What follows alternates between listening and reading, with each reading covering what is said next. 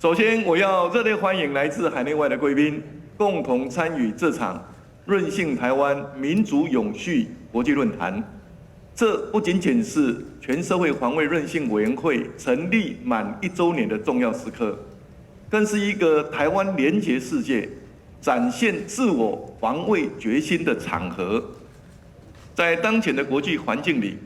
台湾和世界正同时面临2大挑战。一方面，极端气候带来的灾害，世界各国都面临严峻挑战，考验我们的基础建设，也影响粮食安全与传染病控制，对经济与公共卫生造成巨大压力。各国都很清楚，韧性不只是防卫与安全的议题，更是民生与社会稳定的基础。另一方面，以中国为首的威权体系正在强化彼此的联盟，对民主社会进行渗透和破坏。他们透过军事侵扰、混合战手段，试图削弱我们的信心，分化我们的社会，测试国际社会底线，并逐渐改变区域现状以及国际秩序。这2大挑战，一个来自自然环境，一个来自威权国家扩张的野心。我们没有时间等待，只能积极行动，加速准备。正因如此，去年9月26日，我在总统府召开第1次全社会防卫韧性委员会时，提出了居安思危有备无患，强化应变有恃无恐，按部就班有条不紊3个强化方向，并且建立5大工作主轴，从民力训练、物资调度、能源安全、医疗避难到资通金融防护，展现出政府与民间的合作精神。过去1年，我们已经将5大工作主轴转化成具体的行动，从桌上兵推到实地操演。我们让中央部会、地方政府以及民间社会同步参与，透过演练平时的准备计划，发现不足并立即强化。我们也首次把防灾与防卫结合，在汉光军演期间同步举办各县市的城镇韧性演习，目标是让军方的防卫行动与地方的疏散、医疗、物资调度能够协同，强化军民整合的运作能力。我们也正式将每年汉光军演与城镇韧性演习的月份定名为国家团结月，让全社会防卫韧性的建构成为全台湾每一个民众，不分军民职业背景，不分性别年龄，都可以参与工作。我相信，当我们越团结，国家就越有韧性；当我们越有韧性，就更能避免或后阻危机的发生。和平不能够寄望于侵略者的善意，要避免战争、维护和平，只能透过持续性的准备，强化防卫实力以及社会韧性。和平靠实力，实力靠韧性，就是我们的目标。过去1年，不止政府从中央到地方都动起来加速准备，我们也看到许多民间企业、志工组织、宗教团体、民防 NGO 都纷纷展开自己的韧性准备工作，并积极参与，甚至举办各种训练以及演习。这个众志成城的心情，正是我当初决定在总统府以国家的高度设立全社会防卫韧性委员会的原因。各位朋友，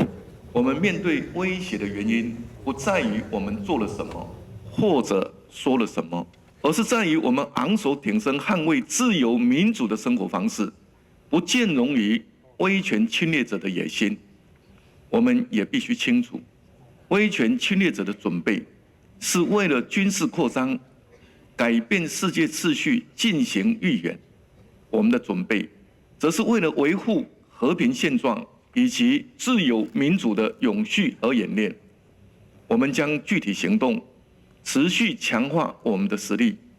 台湾将持续提升国防力量。明年度我们的国防预算将按照北约标准达到 GDP 3.32%，也渴望在2030年以前达到 GDP 5% 的目标。同时，我们编列了强化国土安全韧性的1500亿元预算，将用这笔预算来提升全社会的防卫韧性，包含提高储备物资的质与量，提升资通安全设备的性能，扩大无人载具的筹措和反制能力的建制，建立防灾协作中心和仓库，以及强化地下避难空间等等，在立法院审议通过后就可以施行。各位国人同胞，在威权国家集结挑战世界秩序的此刻，不是只有台湾在积极应对，国际社会也都在加速准备。现在欧洲多国正加速提升防卫预算，准备从国防到民防，从先进的无人载具系统到传统的防空避难设施，从通信韧性到关键基础设施的保护。除此之外，更有许多国家纷纷向他们的人民发布防灾、避难、民防与生存指引。我们看到捷克、法国、瑞典等国都规划发布全民安全指引，甚至要让家家户户都拥有相关的资讯。我们也不例外。这个礼拜，国防部已经发布了新版全民国防手册。当危机来临时，台湾全民安全指引。这本手册是我们给全体人民的安全须知。我们不仅仅印刷纸本手册，也架设专属网站。昨天的国家防灾日演习，大家应该也都有收到简报简讯，也都能够从中下载这本手册。未来我们将规划让家家户户都能够得到这份安全指引。在这本手册中，我们不仅用轻松的风格提供民众重要的避难须知、平时准备的指引，也告诉大家当危机来临时的应对方式，并涵盖不同群体的需求。更重要的是，我们告诉大家，倘若台湾遭受军事侵略，任何有关国家战败或政府宣布投降的讯息，都是假讯息。身为中华民国3军统帅，我要告诉国人同胞与国际社会，这就是台湾的立场。我们捍卫自由民主、永续台湾的决心。在这个充满挑战的时刻，朋友非常重要，